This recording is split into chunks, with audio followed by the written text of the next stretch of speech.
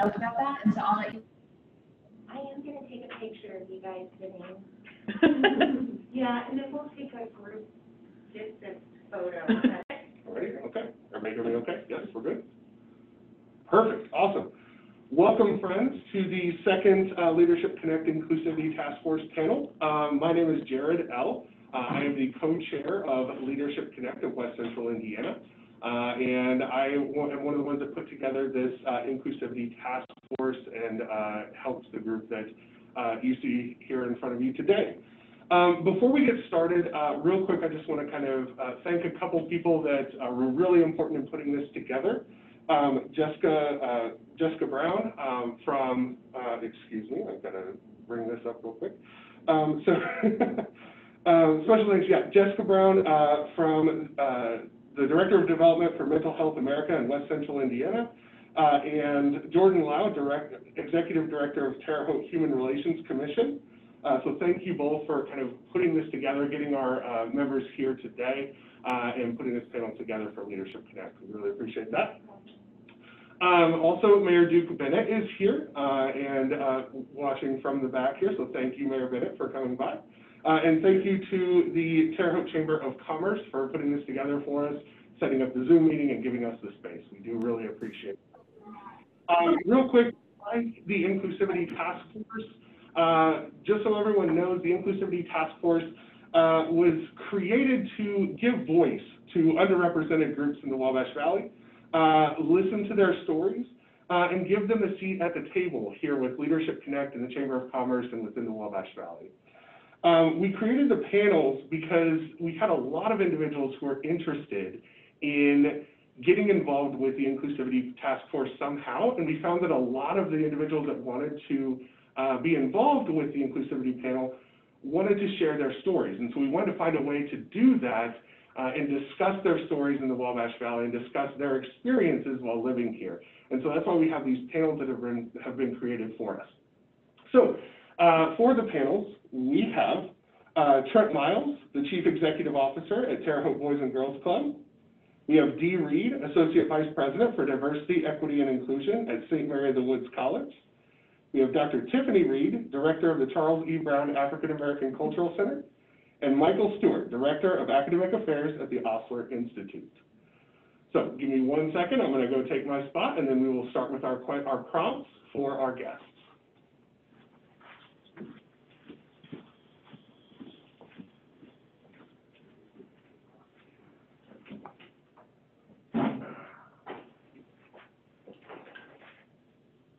Okay, friends, so our first prompt: what is your earliest memory of being made to feel different? Describe an event, discrimination, microaggression, prejudice, that you transitioned into a teachable moment. And anyone can start. I'll jump out there. My first experience, I was a very, very young child. My dad took me up to the courthouse, and there was a sign that said whites only and coloreds for the drinking fountain in the bathroom. And that was that. I looked at my dad and asked him what's coloreds. So that was my first experience, and I think that was probably the late 60s when that happened, if I remember correctly. Thank you. I'll go. Dr. E, she, her pronouns. I think my first experience is when I was a first-year student in college. I'm originally from Gary, Indiana, so majority of the people who I interact with look like me. So going off to a predominantly white institution in a metropolitan area was exciting. I felt like I was, going to the big city, and it was only Indianapolis. But I would never forget, we were at our floor meeting, and it was me and my best friend. We were the only Black girls on the floor. And you saw our resident assistant struggle with trying to explain what should be just common amongst women on living on the floor. And so she pulled us to the side and said, You know, if you're using the restroom, like there's a certain stall if you want to use, or, you know, and we were like, wait, are you telling us we can only use one space or whatnot? And so during that moment, it was all of like, you know, our hair is different from yours. You know, we're sharing a communal restroom. And you started seeing throughout the year that the restroom that we would use or the shower that we would use, none of the other women on the floor would use at all. And it's kind of like this person who was a student leader, who we think are student leaders, didn't understand their own bias, their own stereotype. And we're just excited that we, you know, being a first in our family to go off to college, to live on campus. It was like right then and there, it was, you know, we knew we were going to be treated our entire time in college completely different. But I think that was the moment that I was like, you know, now being the director of the African American Culture Center at Indiana State, it was like it's a full circle, because I refuse for any student, especially a student of color, especially a Black student, to experience that and not knowing that, wow, like no one, when I say no one used that stall or no one used that shower, you just think about your experience of what college looked like, and no one thought to say that was wrong. And when you're young, you know, as a young person of color, as a young Black woman, you know, coming from Gary, you know, I was taught to be very proud of being Black and proud to be a plus-size Black woman, and, you know, the confidence was there, but just in that one action, that one microaggression, it just was like a piercing of why are we being treated different? And then that becomes this psychological unsafety of, does everybody think that I just need to use just this one stall? Or does everyone think that we need different instructions or different ways of interacting with a floor of 34 women? And so then that discrimination and that experience was more so what I was like, I didn't necessarily know how I was going to progress or excel in college if my peers thought that way. So if my peers are thinking that way and there's their leadership not addressing it, it's kind of like this ingrained mentality of youth, you know, placing these microaggressions and discrimination amongst their own peers. So I can't even say it was someone older who treated me differently.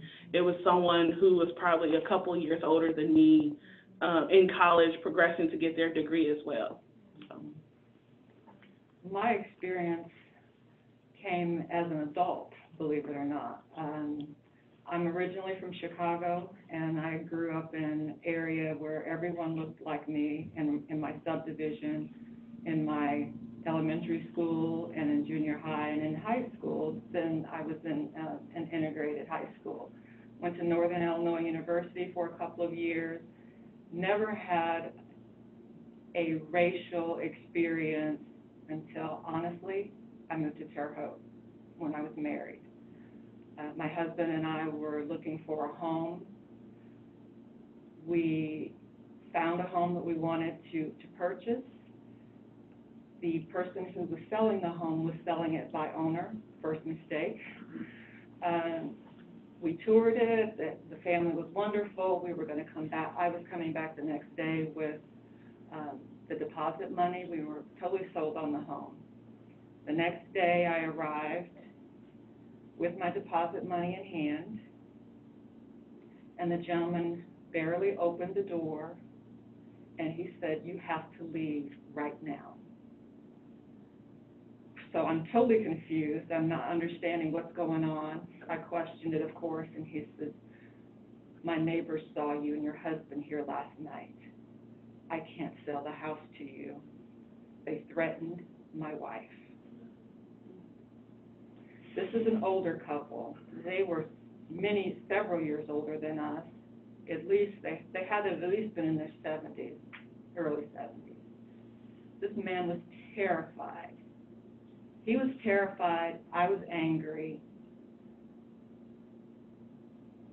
It was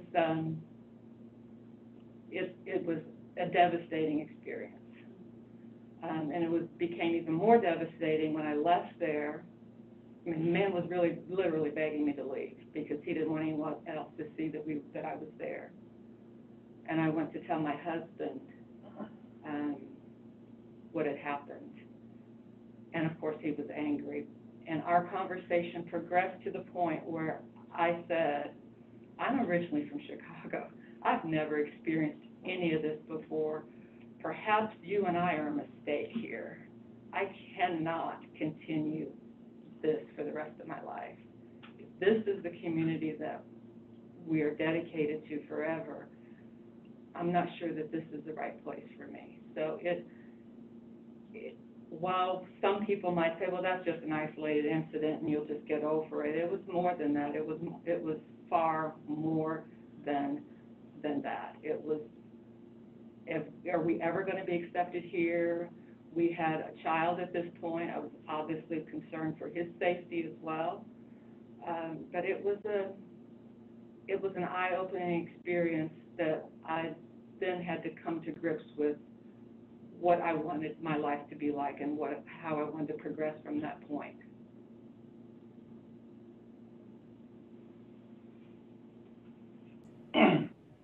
Yeah, I too share similar experience as you two, moving here from Chicago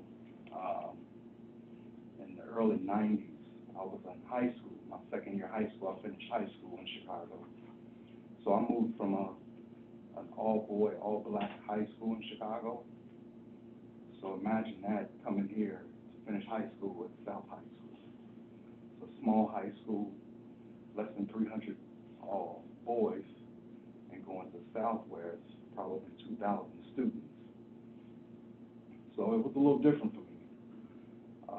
Initially, I thought I felt different because I was new, until one day I was in my class, a couple of my classes, and I realized in a few of my classes, I was the only black student in the class. So that was different for me.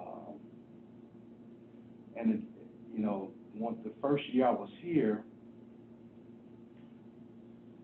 around the time it started getting warm, for some reason or another, the kids started getting kind of antsy. I don't know why, but I realized that every year thereafter, when it started getting warm, the kids would get antsy. And I realized that, so I had a class in the home economic department, and in that same area of the school was the welding and shop classes. And most of those kids that took those classes were kids that lived in the farming community, kids that drove big trucks and so forth. They didn't care for black kids too much, just to put it nicely. One day I'm leaving one of my classes. No, one day I'm heading the class, and as I'm heading the class, it's a student that's leaving the same class I'm heading to. It's another black kid.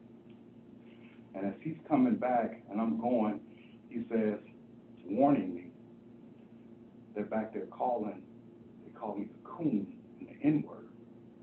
And me coming from Chicago, I had never, I mean, you hear that these things happen, but I had never experienced anybody going through it, or me myself had never experienced anything like that. So I was shocked. So I was like, no way. So we went back there, like, let's go back there, go back there. And sure enough, they were back there, and so we, like, me and this kid, he's a smaller kid, so they would commonly do this, especially if they caught one of the kids by themselves, or they were small and there was many of them.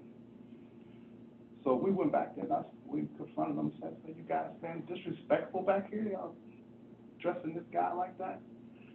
And they were laughing. The teachers were back there looking at these kids laugh at us and saying, do it again. Like, what are you going to do about it? I was floored. I couldn't believe that the teachers were laughing and looking at them, laugh at us, and continue to badger us like this. Like it was okay. It was no problem. This was nothing wrong with this. And so we was like, I mean, we laughed, I mean, it was, I had to see it for myself. It was kind of like, well, we went back there. I couldn't believe, not that I didn't think he was telling the truth, but I needed to go back and see it. So for us confronting them, they didn't appreciate that. So days after that, that kind of fueled them. So after that, following days, rumors were flying around the school that now the Klan is going to come up to the school. The kids were putting nooses on the back of their trucks. You know, they have the trucks with the bars on them, so they got nooses. So this is what I see. I'm like, this is, you know, you go pull up in the parking lot of school, and no one, the teachers and the kids park in the same lot. No one says to think this is an issue. So picture you see a kid's truck, and you know, it's okay for these kids to hunt, and it's okay for them to have a rifle. They would have a rifle in the back of their truck with a noose on the back of the truck. This is something else to me. That's something else to me. And so for me to see that and no one to think that that's an issue, and for the teachers to see these kids laughing at us, that was something else to me. It really was. I wanted to add something, if that was okay. You know, I was just speaking with Dee about being new in Terre, Haute, and being over the African American Culture Center. And every other day, there's a truck that drives by our center with a Confederate flag. And the trigger in that is our students, they see this building not just a psychological safety, but a physical safety. And so the taunting of that is, what can we do about it, right? Like, but when you see the students that's like hurrying up to get inside, and I heard them talking about it, and this was only a couple of weeks ago, you know, so just imagine it's 2020. Mm-hmm. And, you know, with the racial climate, the racial trauma, the racial fatigue that's happening, you know, and also helping people navigate their own fragility of talking about their own race, that even in the moment of that, this building itself, because it says African American Culture Center, I'm going to drive by to still, like, I'm not getting down, I'm not threatening you, but you are creating psychological harm, Yeah. you know, and once again, these are students, and we don't know who it is, you know, and, you know, of course we tell our campus police, but what could they really do? You know, you think of freedom of speech, it's just like putting a bumper sticker on your car. No one's telling you can't put that on your car, but the harm and what that flag stands for, and to deliberately come by the center every other day, it's more so like, how am I still trying to train the mind of a person of color, a Black person of color, to be in fear and to stay in fear? So, you know, you don't realize, like, the symbols, and you think that these are just stories, and this is no, these are narratives, these are truths that are happening amongst just amongst people day to day. And we may think like it's nothing, like, oh, it's just, they need to take that hideous flag down, like it's taking over the whole car. But then you have students who stop and look at it, and instantly there's fear. Instantly they don't know if they're going to go home. Instantly they don't know if they're going to get attacked. Instantly they don't know if someone's going to yell a racial slur, and how are they going to get through that trauma? Because that's what it is trauma. If I could continue on this line, we have a similar situation that there's a home that is on the way to campus that has two flags.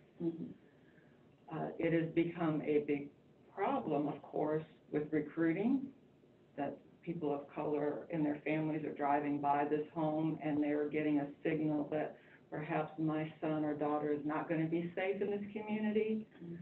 Not to mention the commuters or the staff members like myself who drive by this and see this every single day. There is a constant reminder, again, to your point, it's not that, oh yeah, it's just a flag. This is a daily reminder that you are different, and we are telling you you're different by exhibiting this flag. So it is a real, again, back to your point, it's a real psychological thing that you have to work through in your own mind. Am I going to be angry every single day that I go to work? Absolutely not. I have decided, made that up in my mind that I am not going to be angry. That when I drive by that house, if I see it, I try not to, but if I do, I'm going to pray. That's how I get through it. That's actually a really good segue into our next prompt, which is, what can each of us do to begin to address social injustice? How can we use the dialogue today in our place of employment, in our communities, and in our homes? I'll start.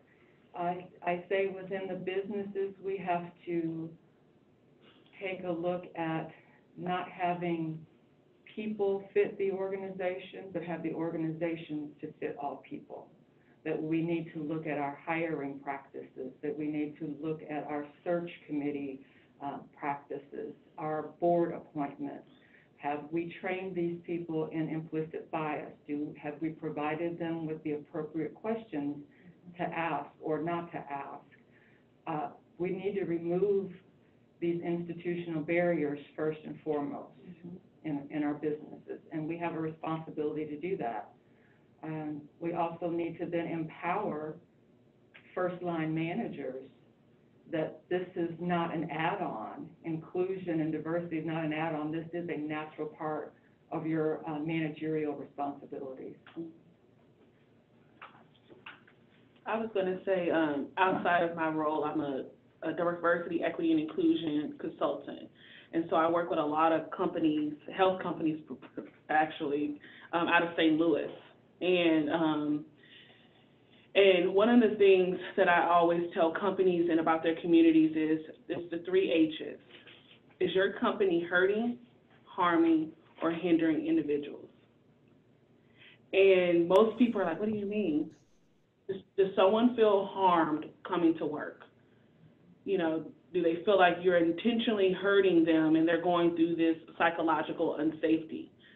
Do you even have a diversity, equity, inclusion plan? Do you know what belonging means? You know, and not just mean what it means, but do you have action and awareness that follows suit with that? And so for me, it's more so when we think about where we are in our careers, and this is just like self-reflection of how I walk through CEOs and C-suites and companies, is that who trained you on diversity, equity, and inclusion? How do you know that you have an inclusive lens? And so it's kind of like there's no way for you to model the way if you are not modeling the way with yourself and your own emotional intelligence.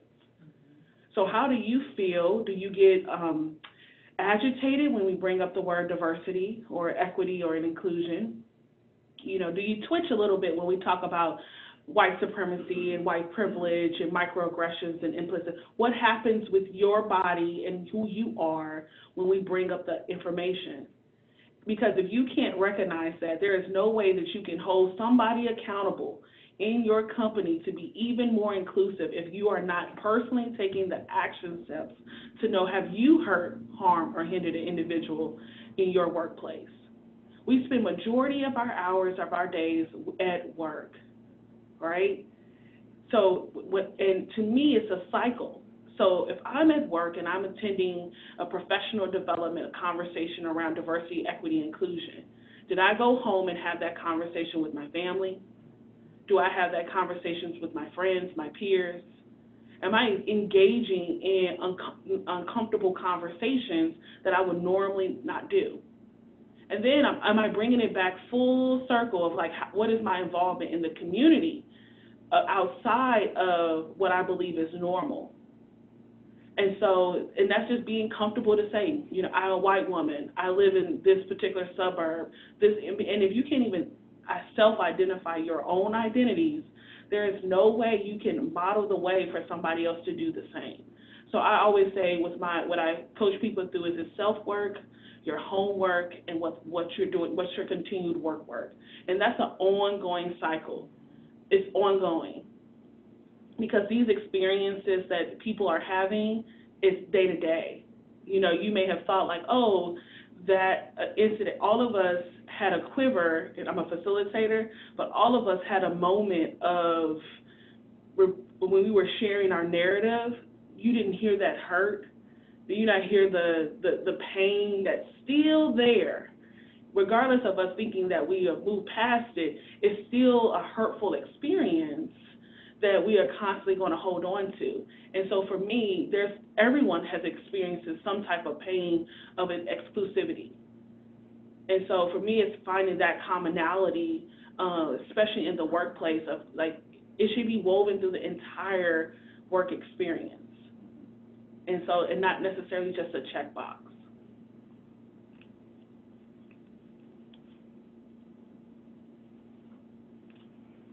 I believe that, you know, that saying nothing says something. Mm-hmm. You know, doing nothing screams. You know, so, you know, if these things are happening, I think they should be called out. You know, people need to acknowledge these things. What we're doing here is a start.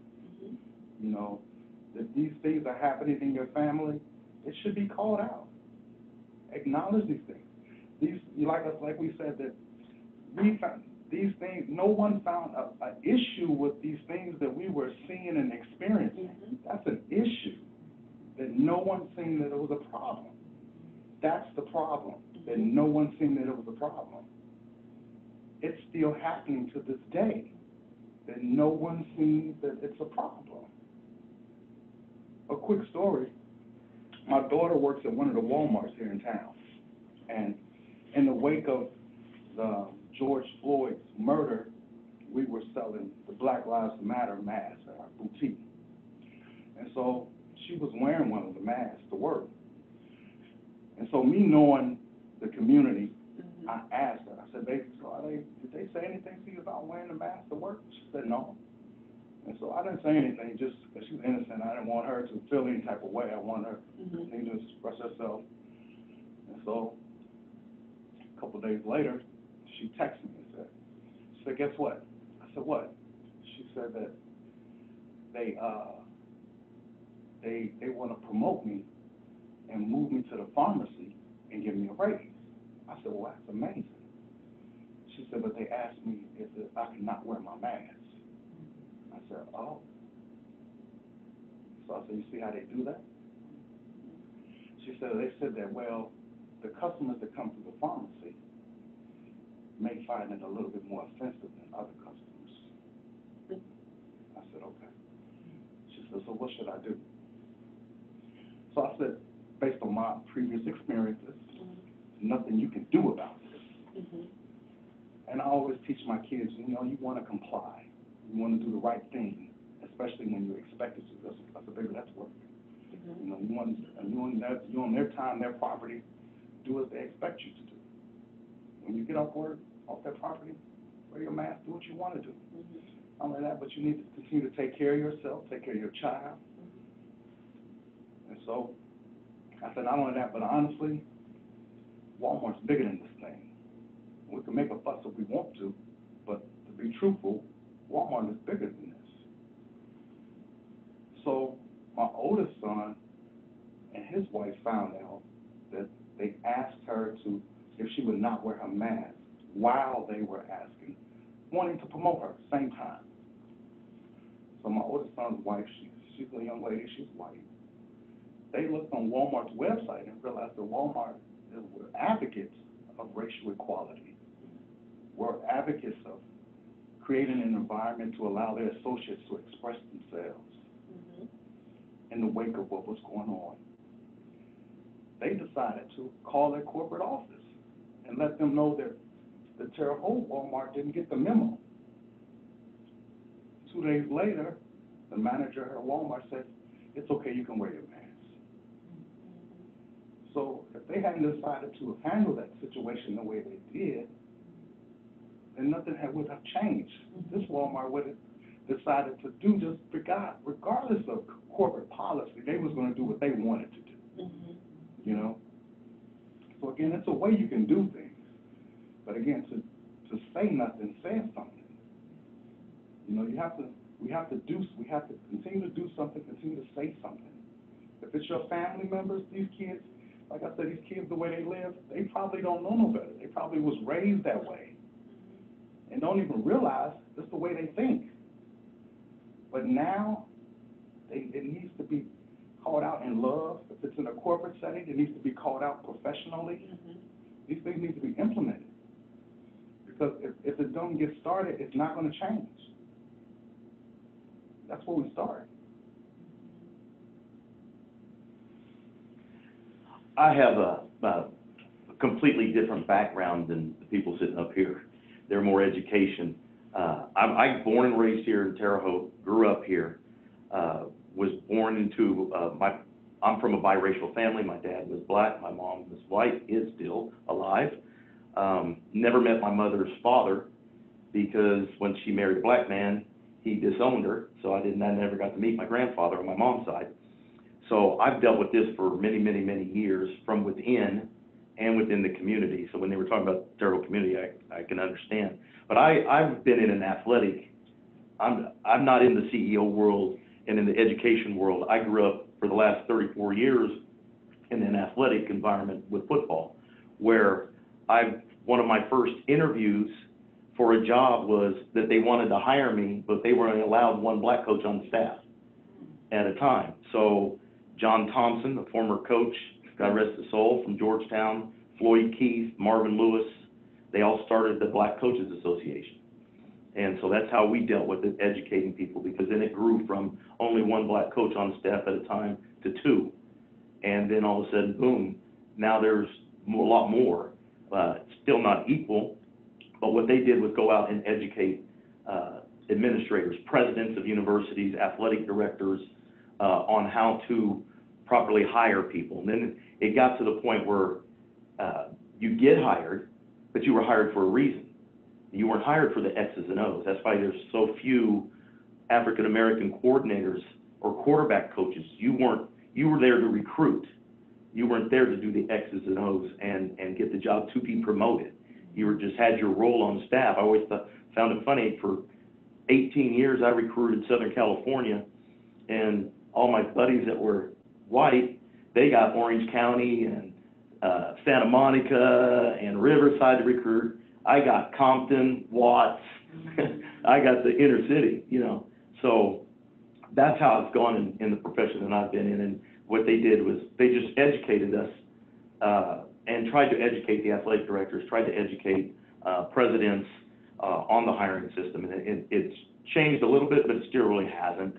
You know, you can see it daily when you're watching games. Even in the NFL, you can see it's totally different. You're held to a different standard. You're judged completely different.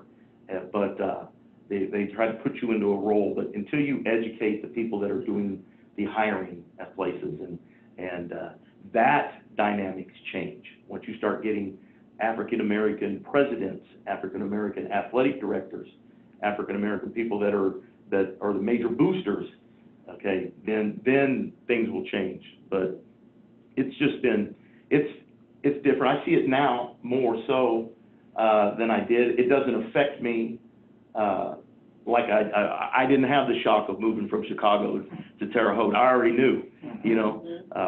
You talk about Terre Haute South. My experience at Terre Haute South, back then it was 10, 11, 12.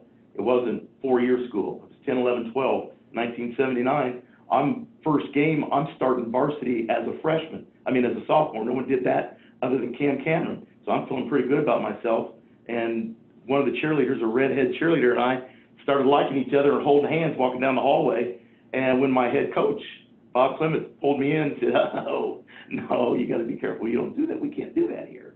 You know. So it's something that you adjust to. I didn't really experience it. I grew up and went to St. Patrick's. Great. Never experienced it. Not so much at Woodrow Wilson, but then when I got to South, you know, you experienced it to the point where you got a little card put on your windshield wiper, it says you've just been paid a friendly visit by the KKK. The next one won't be so friendly. And even teachers that would show you reaching in, I'm not gonna say his name, but, he would reach in and he did it for reasons, but he'd show me his card. He said, look, I had to join the KKK because they came to the houses out where he lived, and if you didn't donate, then they thought you supported black people, so they donated just to get rid of them. So it was a different environment, but until you educate the people that are having to deal with people and hire people and get them to change, then it's gonna struggle. It'd be tough changing. But, you know, I feel bad for the situation. I just view it differently. My mom and dad had to sneak off to Illinois to marry. They couldn't marry in the state of Indiana. It was illegal.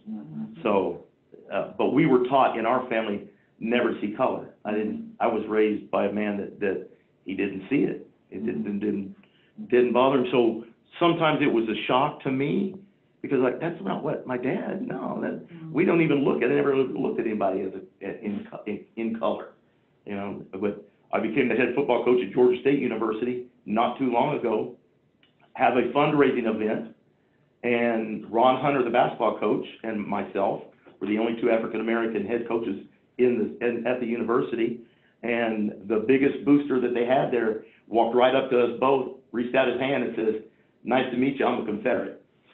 So that was my introduction to Georgia. So, you know, you deal with it. I don't see color, but I understand, and I've gotten to the point where I'm trying to fix things rather than it bother me. You know, I saw Domino's pizza delivery truck a week ago.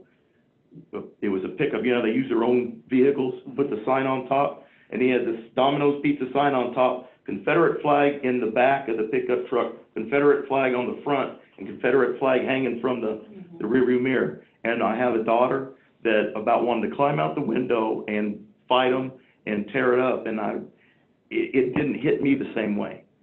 You know, I tried to educate her.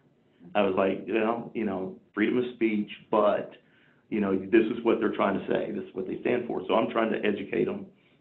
I'm telling stories. I was 25 years old, and I'm at Indiana State University in my last year as a graduate assistant.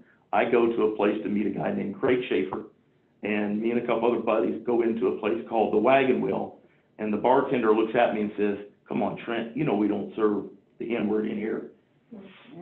Called me by my first name, knew me. I was like, oh, okay, that's how it's gonna be. So we all ended up leaving, but, you know, I'm not saying I'm desensitized to it, but I've seen it so much and grew up around it, even had it in my family, but it doesn't, I try to get my kids not to let it, don't get angry, get smart and do something about it.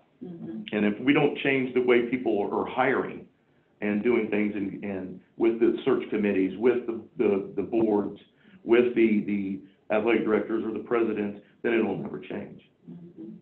That's why when people, you know, now I know, you know, Dee probably and I, we are constantly probably having conversations with people to say, you know, don't say you don't see color, because you do see color, even though when you look at us, you know, like, you can sit up here on this panel and, you know, just simply walking into that bar, he's still, like, people still see, like, oh, this is a black man. And if I don't acknowledge the fact that, yes, though I was taught to see everyone, you know, that they're human, and, you know, everyone, you know, my grandmother always say, oh, we bleed the same color, we're all, you know, but it doesn't, to me, it doesn't matter. You're still going to see when I walk into a room that I am a black woman. And your psyche of stereotypes of what that you've learned, as he mentioned, you know, you have to unlearn those things, because, you know, you should be able to walk into a space and see me just as a person, as a colleague, here on my expertise. But for me, when I not walk into a space, I'm not just coming in as just a person. I know that I'm coming in as a black individual. I know that I'm coming in with these I'm already 2 steps ahead of your thought process. And when I say that I'm 2 steps ahead of your thought process is, I was having a conversation with a couple of colleagues. All of us have doctorates, but I'm the only one, and I'm the only Black woman there, that I'm only called by my first name. Mm. And so I said, well, such and such, hey, Dr. Reed here. And I think, and so when I said, they were like, oh, it's not a thing, we know that's new for your kind. Gave me a pat on the back, and I was like, well, I take offense to that. And I was like, let's have this conversation. And he was like, no, I don't want, I don't see color. Well, you've been treating me different amongst you. And you don't realize that you see that I'm different. I did this just amount, same work as you, but you don't see me as an equal at the table, though I have a seat at the table. So what you're doing is tokenizing me, and you brought me here just to say you brought me here, but then you're not validating the reason of why I'm here. And so that's when you have to address when someone wants to tokenize, when we're hiring people, is your voice being valued at the table? Because you can think, oh, I've made it to the table, but you probably just a seat warmer. And that's the change that you got to have with people in your corporations and companies, is that we brought you here because we need to hear your narrative. We need to hear your truth. We need to hear your experiences. Like, I'm already thinking of the multiple things that I'm going to have connect Trent with our student leaders. Because I have a student right now who could utilize a pick-me-up, navigating very similar stories. But if I wasn't here to hear his story and his narrative and his truth, and so he can see somebody who experienced what it's like to live here in Terre, Haute. This student leader, he's amazing, biracial young man, navigating similar things, just to hear, like, okay, this is what we need to do. This needs some coaching, some support, that someone recognizes some of those narratives and truths of what you're navigating. But the tokenizing, when we talk about implementing diversity, equity, and inclusion, that happens. We'll bring you in the room, and someone is going to, and that's the thought process that I know for me, that I'm already thinking ahead because of the psychological unsafety. I'm thinking about how to protect myself in the moment.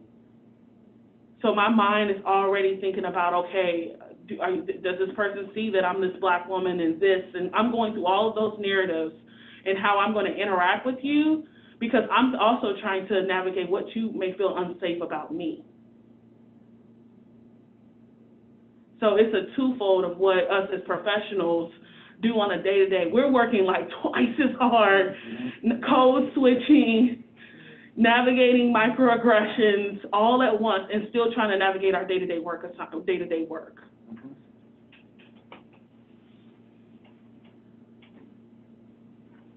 If I may, Dr. Reed touched on a very important piece of this, and that's inclusion, which is action.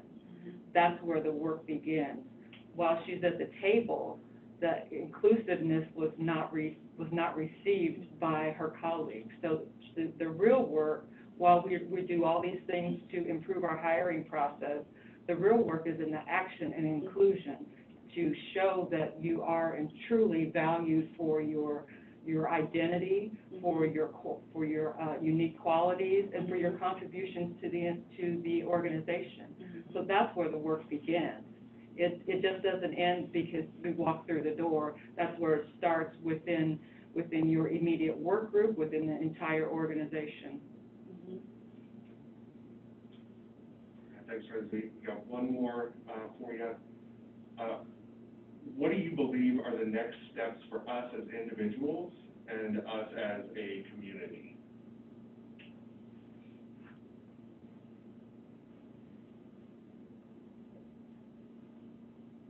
One thing with our personal interactions that I talk to students a lot about is not to discount someone else's experience. because someone has an experience doesn't, and you didn't have it, doesn't mean that it doesn't exist. And in order for us to grow in our personal relationships or work relationships, we have to first acknowledge that experiences are different. You're seeing your world through your lens, but that doesn't mean that my lens should be the same as yours.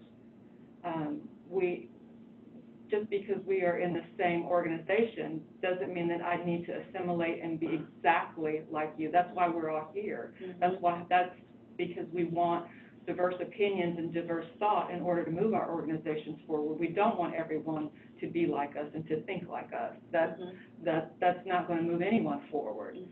We need that innovation from other people's experiences. And when someone says,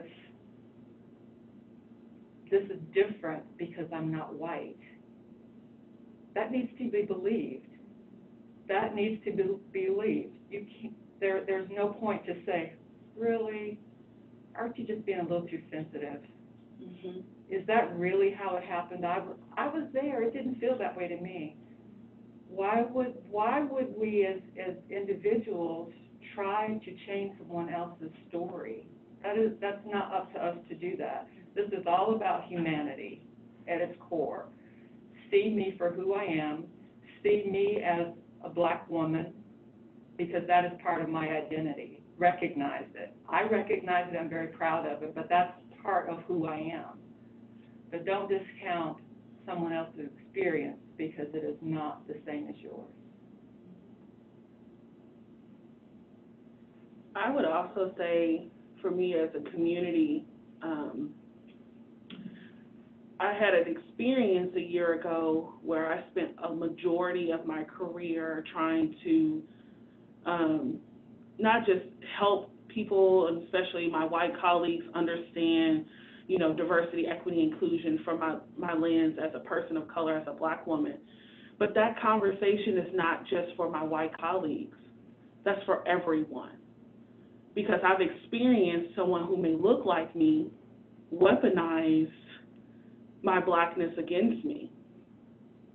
And when I say that, it's that there's no way that you can, I don't generalize white individuals. I don't generalize Black individuals. I don't generalize that we're all completely different. We all have completely different narratives.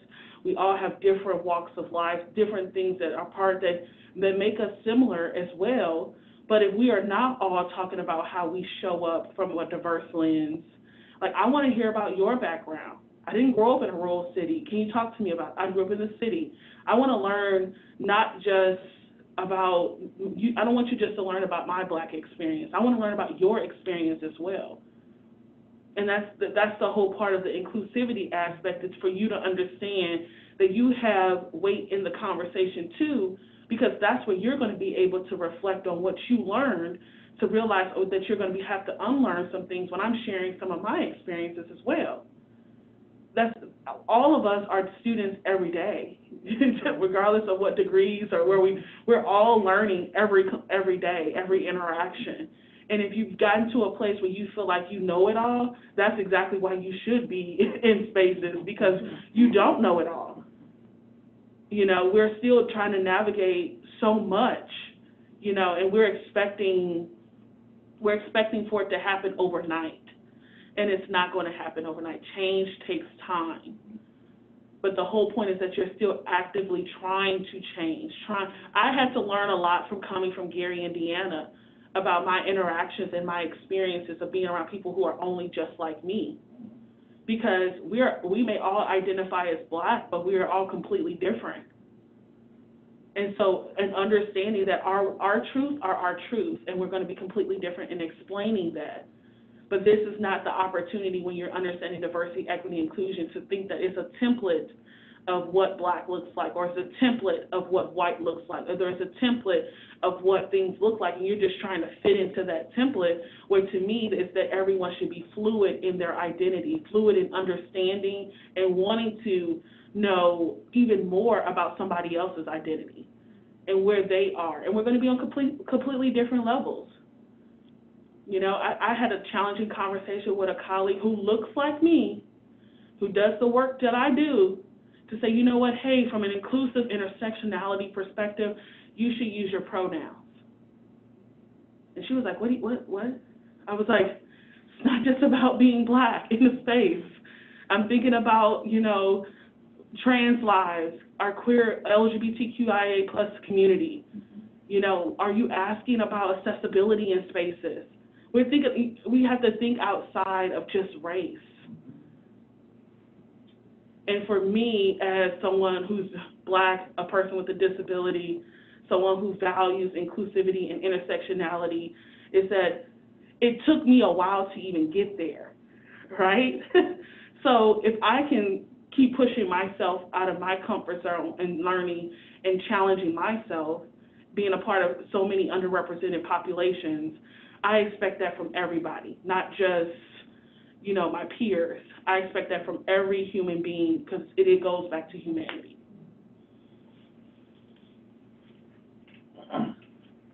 I think with the, you know, if the, you know, the community could show, you know, through like a series of, you know, campaigns of such in the media, you know, a diverse lens of what the community should look like, what the community should look like, how we should all get along.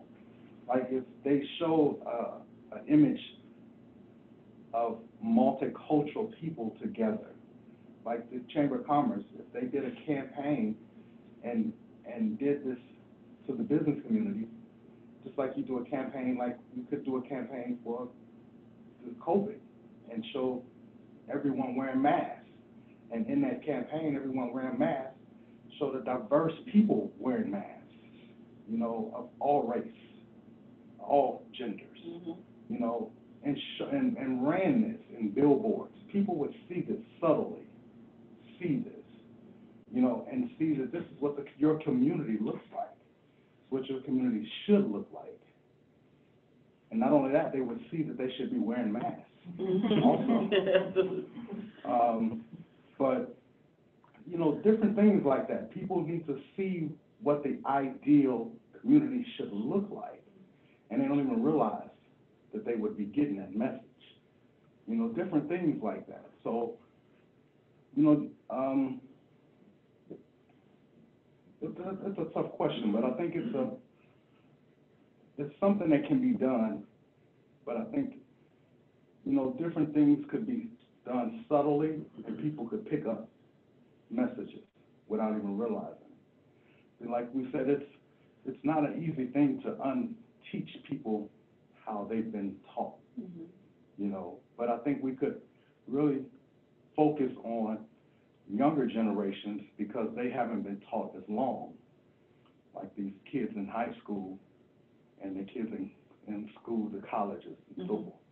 So we could really help them understand and correct their teaching of what they've been taught so far and help them, because a lot of these kids haven't been out of Terre Haute. They haven't been away from the county. This is all they've seen. They haven't been around anyone else. I've noticed some people spoke on the last panel. One of the gentlemen said that he had a conversation with a young white couple in a bar and said that they had never had been visited in anybody Black's house. You know, people haven't had other experiences. You know, that's important that people experience other people, other type of people. You know, I work with, the company I work for, we travel and we work with a lot of different type of people and different ethnicities. And part of the position that I work for, at the end of our day, we cater to a faculty that we take care of, and we take them out to dinner. And some of the students that we help prepare for these programs, sometimes we invite them to come to dinner with us. And so one of the guys I used to work with, you know, he was thinking that he was offering one of these young ladies in the class to invite them to come to dinner with us. And we were going to dinner, and he, not even realizing what he was doing, said, hey, you guys want to come to dinner with us? we're going to get Chinese, and these were 2 Asian students. And not even realizing, the lady said, that's racist. He didn't even realize what he said to them was offensive. He thinking that he was offering them something, because like, we're going to get some Chinese food. Didn't even realize it. You know, so these are different things that, and I said, bro, you can't, that's the same thing people said to me. So I had to, again, like, bro, you can't say that, man. It's offensive, man. You know, I had to let them know, you know. So again, like I said before, like, in whatever setting it is, you have to address it and correct it. You know, he didn't even realize it. I hope he didn't. Probably didn't. So, but we start somewhere, you know. Sit and listen to these, they're just very intelligent people, listen to all their answers, and I forgot the question. You're gonna have to ask that question again so I can answer it. What do you believe are the next steps for us as individuals and us as a community? We need to get people in position of authority that are diverse and represent all walks of life. I mean, I look at the Vigo County School Corporation, there's very few African-American teachers, there's hardly any administrators. Just putting people in position of, I won't say authority, but power maybe, but in position where other people see that there's different elements, different races in this city, in this community. You know, to be honest with you, you don't see much of that. You don't see it in a lot of areas in this county. It's reflective of the kids and what they see. They don't, you know, you've got African-American kids going to the high schools and going to the elementary schools, and they don't see anybody in a position of authority or in a role where they've got power that looks like them. They don't see that, and that's a huge deal here. Representation matters. It does. I mean, in all walks of life. So, you know, you don't see it. You see a lot of segregation. I mean, not purposely, but you do. I mean, you see it. You know, I used to see it all the time, and I'd go to, again, my experiences go back to football. So I could go to dinner, and you have a pregame meal, you have dinner, and you see all the white guys sitting over here and all the white guys sitting over here. You know, and you try to, hey, let's mix and mingle. So I got smart. Anytime we had a road trip or we had camp for 2 weeks, I made you, it had to be a white guy and a black guy stay together. And I made them stay together. All of a sudden now they're friends. You know, and they start to break down the walls and realize that, oh, wait, you like to hunt too? What? I didn't think you guys, you know, that's how it gets started. So if you can get people in a position of authority to reflect the diversity, then the younger ones will see that and think that it's okay. Because right now, and me growing up, to be honest with you, all you saw with white people in charge. And you saw very few African-American men. You know, I saw one in my house every day. But other than that, you didn't really see many people. And they've got to be put in those roles to influence young kids. So that's how I think it starts. Maybe we could have a talk with the mayor and see what happens, you know. If only he were here listening right now. Oh, wait, he did. He called me out one time when he was umping, and I still disagree with him. Wonderful place to end. That giant career, one time, made a bad call. Okay. What I can say is I got my start in my officiating career because your father was my sponsor. Back in those days, you had to have somebody who was an official, Yeah. which your dad was, and he vouched for me and got me involved in the process. So I still thank him today for that. Friends, I want to thank you all very much. We're getting close to time here, but I do want to thank you all so much for coming in. I know, well, I'll be honest, I don't know how hard it was for you to come up here and speak to us about and tell your truth and tell your story. I can imagine that it was extremely hard. And I just appreciate that. And I think a lot of us here today learned a lot about your experiences, but also about what we can do to make our city better for all of us, not just, you know, not just our black citizens or our white citizens or our students or, but everyone. And so I really, really thank you for coming in today, speaking your truth, telling your stories, and helping us make Terre Haute better. So thank you once again for coming in, and I think that will conclude today's panel. So thank you all very much once again.